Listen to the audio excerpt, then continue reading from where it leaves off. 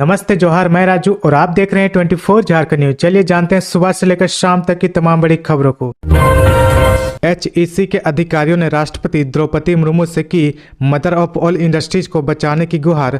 झारखंड की राजधानी रांची के धुरवा स्थित mother of all industries heavy engineering corporation को बचाने की गुहार राष्ट्रपति द्रौपदी मुर्मू से लगाई है।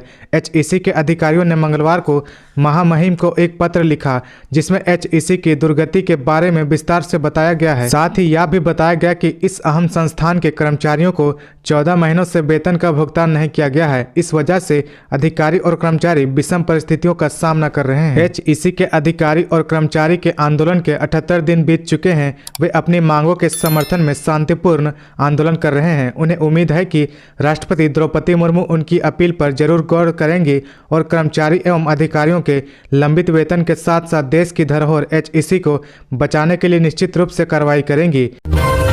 खत्यानी जोहार यात्रा में बीजेपी पर हमलावर रहे सीएम हेमंत सोरेन, कहा अबरक उद्योग के लिए नया कानून जल्द। खत्यानी जोहार यात्रा के दूसरे चरण की शुरुआत मुख्यमंत्री हेमंत सोरेन ने मंगलवार को कोडरमा से की। यहां के बागीटाण स्टेडियम में आयोजित कार्यक्रम को संबोधित करते हुए सीएम जहां पूरी तरह भाजपा पर हमलावर रहे, वहीं अपने सरकार की उपलब्धियों गिनाते हुए भविष्य की योजनाओं को सामने रखा। सीएम श्री हेमंत ने कहा कि भाजपा ने राज्य अलग होने के बाद 20 वर्ष में 18 वर्ष से ज्यादा समय तक राज किया, पर झारखंडियों को पहचान नहीं दिला पाए।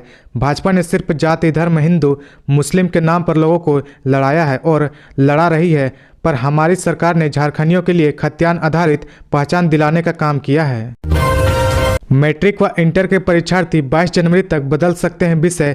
मैट्रिक व इंटर परीक्षा 2023 में शामिल होने वाले किसी परीक्षार्थी का अगर विषय गलत भरा हुआ है तो उसमें सुधार कर सकते हैं। जिला शिक्षा पदाधिकारी भूतनाथ रजवार ने कहा कि जैक ने विषय संशोधन के लिए पोर्टल खोला है। 22 जनवरी तक ऐसे छात्र विषय में ऑनलाइन संशोधन कर हार्ड कॉपी जिला शिक्षा पदाधिकारी कार्यालय में जमा करे। छात्र छात्राओं को यह आखिरी मौका दिया गया है। निर्धारित समय के बाद किसी आवेदन पर विचार नहीं किया जाएगा। इस संबंध में जैक ने विस्तृत निर्देश जारी कर दिया है। इरफान अंसारी और राजेश कच्छप के बाद अब नमन बिक्सल कोंगाड़ी ने भी ईडी से मांगा 14 दिन का समय। विधायक केस कांड के आरोपी कांग्रेस से निलंबित तीनों विधायक डॉक्टर इरफान अंसारी, राजेश कच्छप और नमन बिक्सल कोंगाड़ी प्रवर्तन निदेशालय के समक्ष पूछताछ के लिए पेश नहीं हुए।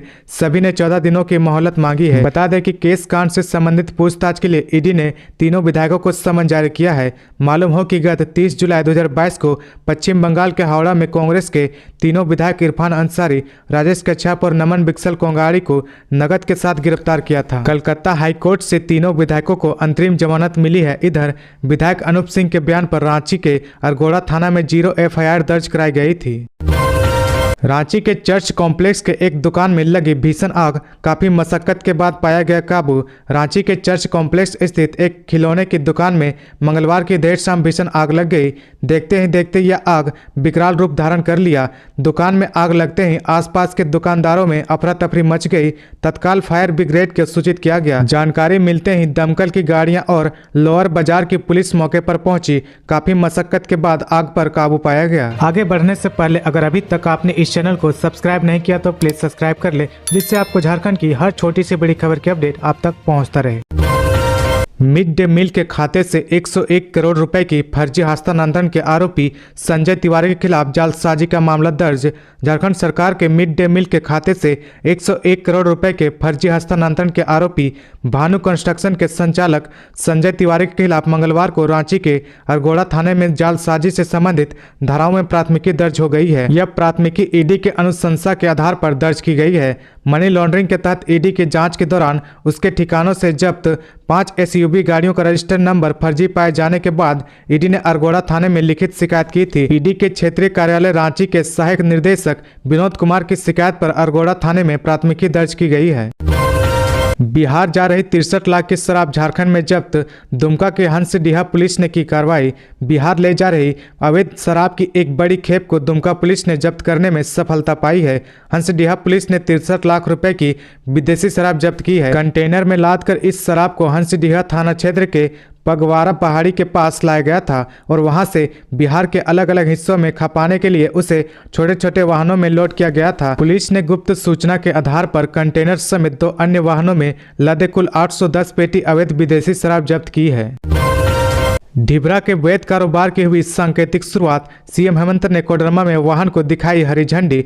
मुख्यमंत्री हेमंत सोरेन ने खतियानी जोहार यात्रा के दूसरे चरण की कोडरमा से शुरुआत करते हुए जल्द ही अभ्रक उद्योग के लिए नया कानून लाने की बात कही है। वहीं मंगलवार को ही उन्होंने पहाड़पुर मोड़ पर ढिबरा माइका के वैध कारोबार की सांकेतिक शुरुआत भी की। सीएम ने यहां पर ढिबरा लोड 709 वाहन को हरी झंडी दिखाकर जेएसएमडीसी के चंदवारा में थाम स्थित डंप के लिए रवाना किया। जिले में जेएसएमडीसी को सहकारी समिति के जरिए अब ढिबरा की खरीद बिक्री होगी।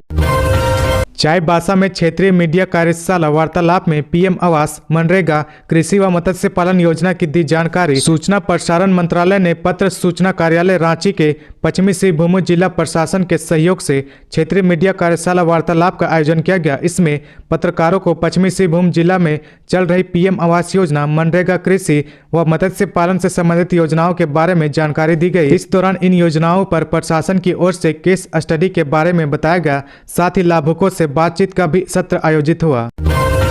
टोल प्लाजा केस में एसडीपीओ प्रमोद मिश्रा को ईडी का तीसरा समन जल्द। साहिबगंज के बरहरवा टोल प्लाजा विवाद मामले में जांच कर रही ईडी जल्द ही तत्कालीन बरहरवा एसडीपीओ प्रमोद कुमार मिश्रा को तीसरा समन भेजने की तैयारी में है। इसके पहले भेजे गए 2 समन के बाद भी डीएसपी ईडी के सामने हाजिर नहीं हुए थे।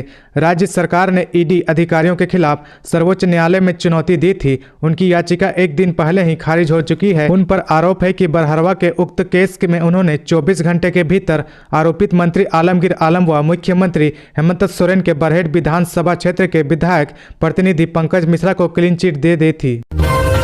30वीं राष्ट्रीय बाल विकास कांग्रेस में झारखंड का प्रतिनिधित्व करेगी बोकारो की रिद्धि शर्मा। शास्त्रों में कहा गया है कि इस धरती पर कुछ भी बेकार नहीं, फर्क सिर्फ दृष्टि का है। जैसी दृष्टि वैसी सृष्टि। उपयोग के बाद फूलों में धूप बत्ती, कंपोस्ट, गुलाल, हवन कप बनाने का कार्य डीएवी पब्लिक स्कूल सेक्टर 6 की 8वीं की छात्रा रिद्धि शर्मा व 9वीं की रिया सारथी ने किया है। मंदिरों में चढ़ाए गए फूल फेंक दिए जाते हैं या नदियों में प्रवाहित कर दिए जाते हैं। आस्था को देखते हुए और कचरा के समाधान के लिए रिद्धि व रिया ने पहल की है। 30वीं राष्ट्रीय बाल विज्ञान कांग्रेस का आयोजन 27 से 31 जनवरी तक अहमदाबाद में हो रहा है। इसमें बोकारो की रिद्धि शर्मा झारखंड का प्रतिनिधित्व करेगी। गुमला में जमीन दलालों के खिलाफ ग्रामीणों का फूटा गुस्सा। विरोध में 100 के साथ घंटों की सड़क जाम। गुमला जिला के चैनपुर प्रखंड में रेतिया जाति की जमीन को दलालों द्वारा बेच दिया जा रहा है। इसमें प्रशासन के भी संलिप्तता का आरोप लगा गया है। जमीन दलालों की इस करतूत से रोतिया जाति का गुस्सा फूट पड़ा और मंगलवार को चैनपुर मुख्यालय के मुख्य सड़क को 4 घंटे तक जाम रखा। रोतिया जाति के अनुसार 50 एकड़ से अधिक जमीन को दलालों द्वारा अंचल कर्मियों की मिली भगत से फर्जी तरीके से लिखवा लिया गया, जिससे रोतिया समाज में आक्रोश है। चैनपुर बस स्टैंड को जाम कर आक्रोश प्रदर्शन किया।